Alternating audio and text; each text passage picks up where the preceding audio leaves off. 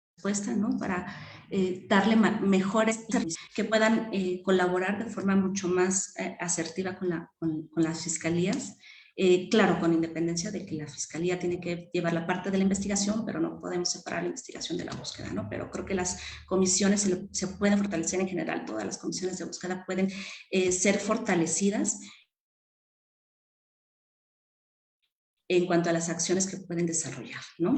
En ese sentido, sería mi respuesta. En cuanto a la segunda pregunta, ¿me la puedes repetir, por favor? Sí, decía que con la finalidad de implementar un enfoque diferenciado de los procesos de la búsqueda de personas, ¿cuál sería este beneficio de tener estos procesos diferenciados? Ok, en cuanto a los procesos diferenciados, pues es recordar de que no todas las personas, y en la Ciudad de México como tal, tenemos contextos bien complejos, ¿no? Para empezar, somos una ciudad con millones de personas que tienen interacción con muchas personas que vienen de otros estados a trabajar, en una movilidad día a día, ¿no? Primero tendríamos que tener como de referencia cómo funciona la Ciudad de México, ¿no? Los desafíos que presenta, ¿no? Por el contexto como tal, ¿no? Una vez que tengamos esta información, ¿no? Pues sí tendríamos que contar con los datos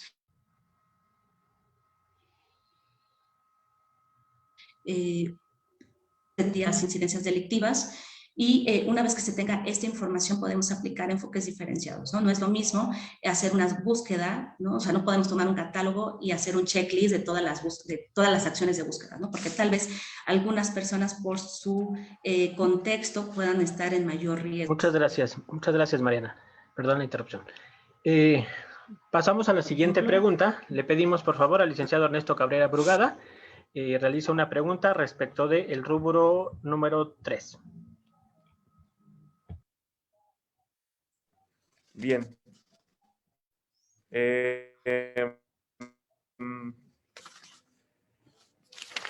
Sobre el tema de atención a víctimas, quisiera saber cuáles son los derechos de las víctimas y las medidas de no repetición que establece la Ley General en materia de desaparición forzada y la Ley de búsqueda de personas desaparecidas de la Ciudad de México. Ok, respecto a los derechos de las víctimas, pues bueno, ahí tenemos una ley general en materia de atención a víctimas, una ley general de víctimas y una ley local de víctimas, en la cual se establecen todas las medidas que tienen derecho en sí todas las personas por el hecho de ser víctimas, ¿no? Son las medidas de ayuda inmediata, ¿no? Son de asistencia, atención, reparación, ¿no? Una reparación integral, ¿no? En el caso de la Ley General en materia de desaparición forzada y la Ley de búsqueda, aterriza ciertos principios que también plasmados incluso en los principios rectores para la búsqueda de paz y que están señalados también en otros instrumentos incluso de carácter internacional, ¿no? Pero en particular es la participación, el derecho de la participación de las familias, bueno, para empezar, el derecho de una persona a ser buscada, ¿no? El derecho de las familias a participar en las búsquedas, ¿no? El derecho a acceder a estas medidas de asistencia, atención inmediata, ¿no? Incluso protección. Y es un catálogo de derechos que establecen estas dos leyes, ¿no? Y que también se replican un poco en la Ley de Búsqueda de la Ciudad de México. Y en cuanto a las medidas de no repetición que se establecen tanto en la Ley General y en la Ley de Búsqueda, una de las medidas de no repetición que se refiere al tema de inhabilitación o suspensión o inhabilitación de las personas que participan en estos hechos, ¿no? Y otra medida que se puede mencionar es el tema de capacitación a funcionarios públicos. Gracias. Muchas gracias. Le pedimos al licenciado Edgar Ramírez Bolaños realice una pregunta respecto del rubro número 4. Gracias. En cuanto a tu experiencia, ¿por qué un diseño de análisis de contexto es importante? ¿Y qué podemos tener como beneficio como resultado de ello?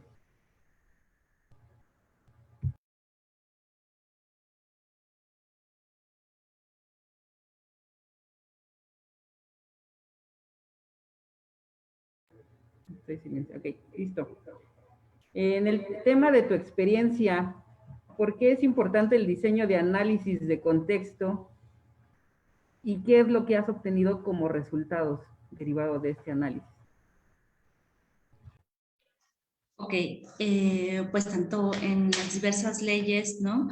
Se establece la necesidad de generar estos análisis de contexto, que son herramientas multidisciplinarias que permiten comprender el fenómeno de la desaparición en un lugar determinado o incluso en un periodo determinado, ¿no? Estos análisis de contexto lo que ayudan es principalmente identificar algunos patrones de desaparición, incluso explicar un poco las causas, circunstancias y asociarlas incluso con algunos hechos delictivos. En ese sentido, el análisis de contexto es fundamental para la comisión de búsqueda y su trabajo que realiza en el día a día con la fiscalía, ¿no? Estos aspectos permiten incluso generar algunas hipótesis para la búsqueda de personas. De forma muy general. Se bloqueó su micrófono.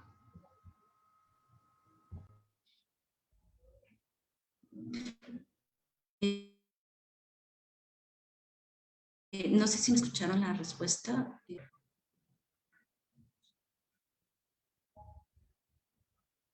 ¿Sí me escuchan? Los últimos 10 segundos me parece que se perdieron.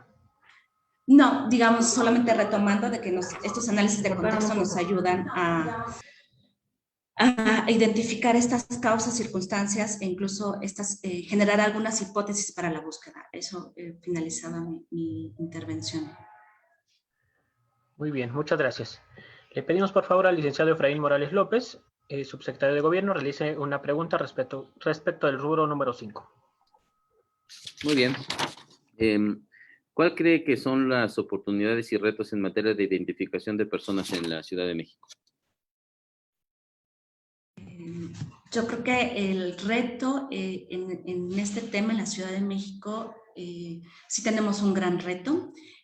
Actualmente contamos con información de lo que trabaja INCIFO. El INCIFO nos reporta que anualmente cerca de 450 personas a 500, entre 400 y 500 personas anualmente se van a la fosa común de Dolores. Muchas de ellas en calidad de no identificadas o identificadas y no reclamadas. Una vez que se van a la fosa común, el Panteón Civil de Dolores es la única fosa común que tenemos en la Ciudad de México. Documenta esta información, documenta en qué fosa están, ¿no?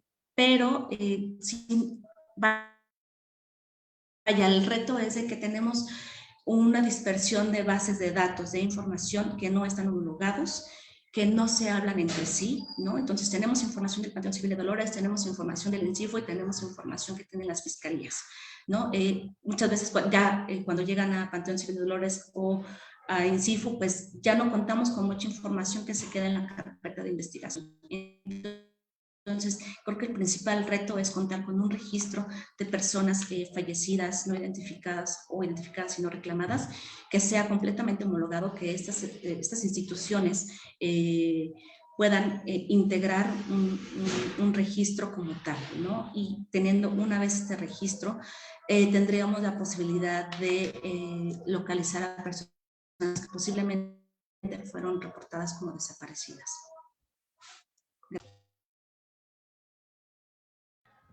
Muchas gracias. Para finalizar esta entrevista, le pedimos al licenciado Ernesto Cabrera Brugada realice una pregunta respecto del rubro 6.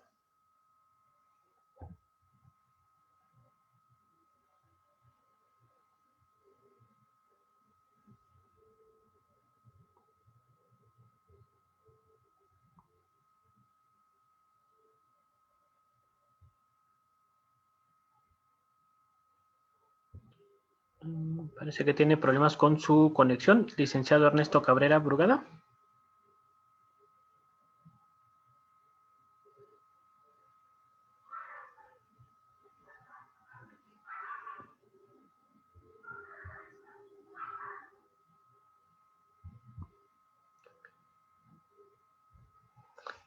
Parece que sí. Le pediríamos entonces al licenciado Efraín Morales López realice una pregunta. Ah, ya regresó, perdón. Perdón, perdimos la conexión. Sí, No se preocupe. Licenciado Ernesto Cabrera, le pido por favor realice una pregunta respecto del rubro 6, por favor, para concluir esta entrevista. investigación criminal. Postulante, ¿cuáles serían sus propuestas para lograr el intercambio de información efectivo con la Fiscalía Especializada u otras instituciones para lograr la búsqueda y localización de una persona?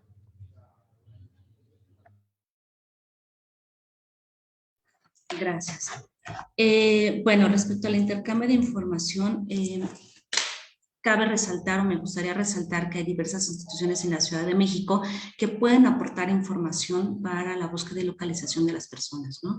Está obviamente la información que tiene Fiscalía de las denuncias, pero para cruzar esta información hay otras instituciones, ¿no? O sea, también se reciben reportes de la base Locatel, C5, Seguridad Pública. Y a su vez se requiere unificar todas estas bases de datos y cotejarlas con otras instituciones que nos pueden dar información. Es decir, acceder como a todos estos registros, sobre todo de instituciones que llegan a tener alguna persona bajo su resguardo, ¿no?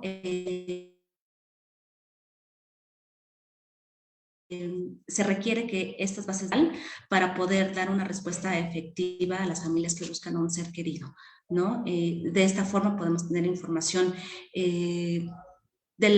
por ejemplo, no sé, del sector salud, de los albergues, del centro penitenciario, de algunas detenciones administrativas, ¿no? De estaciones migratorias, por mencionar algunos, ¿no? Entonces, sí, uno de los grandes retos es unificar estas bases de datos, unificar los registros y lograr una interconexión, un cotejo automático y en tiempo real de estas bases de datos. Muchas gracias.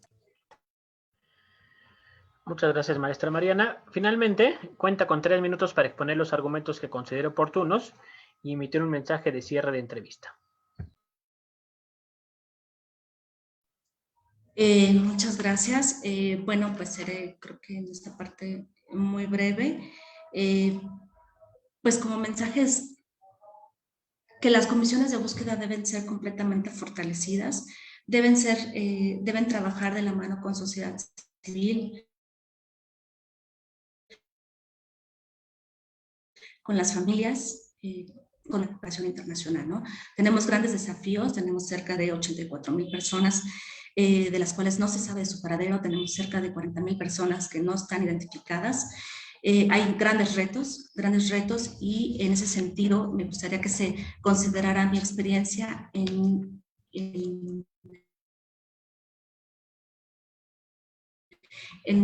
esta comisión, en la atención a víctimas que he tenido en otros espacios, ¿no? Como la Comisión Ejecutiva de Atención a Víctimas, que se considere pues, la experiencia que me ha brindado participar en otros espacios de discusión, no solamente a nivel local, nacional, también internacional, por ejemplo, ¿no? En conocer experiencias de otros países, ¿no? Como lo que es Colombia, ¿no? Donde estuve trabajando un par de tiempo y donde me permitió conocer realidades y desafíos que también tiene ese país, ¿no? De forma general, agradezco el espacio para esta entrevista y solamente como recalcar como los 3 puntos de mi plan de trabajo, que es la búsqueda institucional y sobre todo el fortalecimiento de la comisión de búsqueda y obviamente la participación activa de las familias, ¿no? Sería todo por mi parte. Gracias.